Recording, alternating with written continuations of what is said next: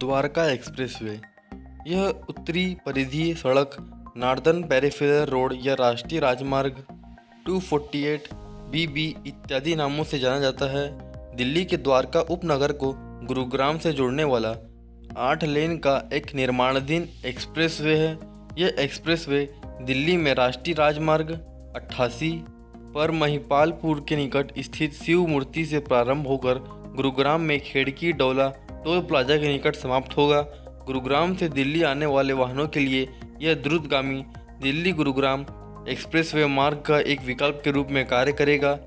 इसके इतिहास की बात करें तो 2006 में द्वारका और गुड़गांव को जोड़ने के लिए एक वैकल्पिक मार्ग के रूप में द्वारका द्रुतगामी मार्ग का विचार रखा गया था। इसे एक 18 किलोमीटर लंबी सिग्नल फ्री रोड के रूप में बनाया जाना था, जिसका 14 किलोमीटर लंबा हिस्सा गुड़गांव में और शेष दिल्ली में होता। एक 3.2 किलोमीटर लंबी केंद्रीय परिधि सड़क CPR प्रस्तावित थी, जो इसे NH 48 पर खेड़की दौला में दक्षिणी पेरिफेरल रोड SPR से जोड़ती। 2007 से 8 में भूमि अधिग्रहण की प्रक्रिया शुरू हुई।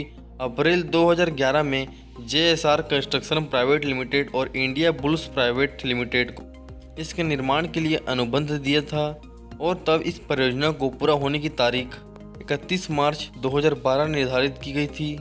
परियोजना निर्धारित समय सीमा के अंदर पूरी नहीं हो पाई, क्योंकि मार्ग के अंतर्गत 4 किलोमीटर के हिस्से के लिए न्यू पालम विहार और सेक्टर 100, सेक्टर 102 और सेक्टर 103 समेत कुछ क्षेत्रों में भूमि अधिग्रहण में कुछ अड़चनें आ रही थी।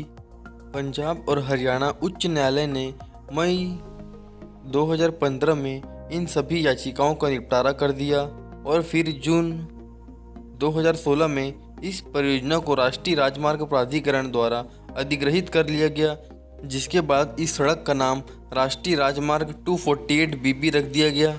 इस समय तक लगभग 14 किलोमीटर के हिस्से में 6 लेन की सड़क बनकर तैयार हो चुकी है।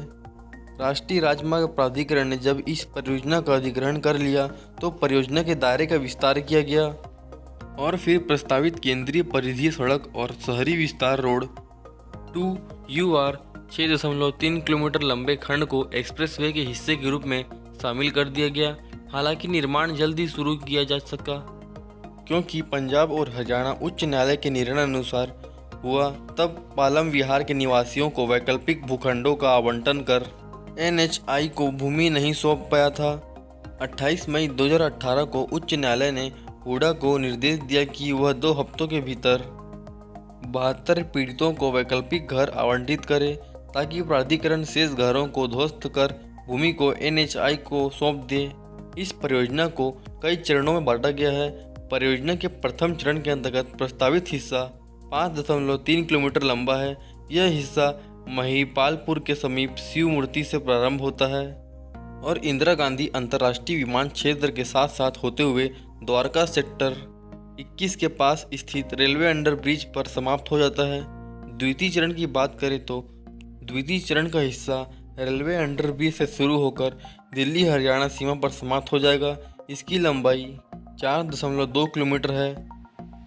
तीसरे चरण की बात करें तो इस चरण के अंतर्गत दिल्ली हरियाणा सीमा से बसई रेलवे ओवरब्रिज तक सड़क बनेगी। यह सड़क गुरुग्राम के सेक्टर 102, 103, 104, 105, 106, 108, 110, 111 और 112 और 113 से होते हुए गुजरेगी। चौथे चरण की बात करें तो इस चरण की सड़क को पहले केंद्रीय परिधि सड़क CPR कहा जा रहा था।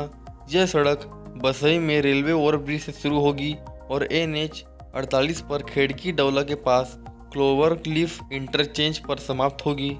पांचवें चरण की बात करें तो इसे दिल्ली एयरपोर्ट टनल एक्सप्रेसवे भी कहा जा रहा है।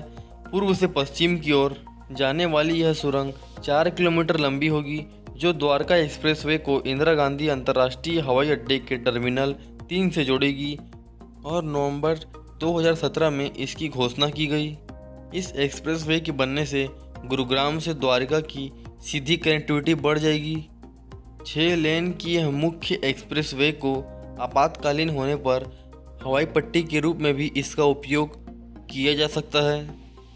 ऐसे ही इन्फॉर्मेटिव वीडियो के लिए चैनल को सब्सक्राइब जरूर करें।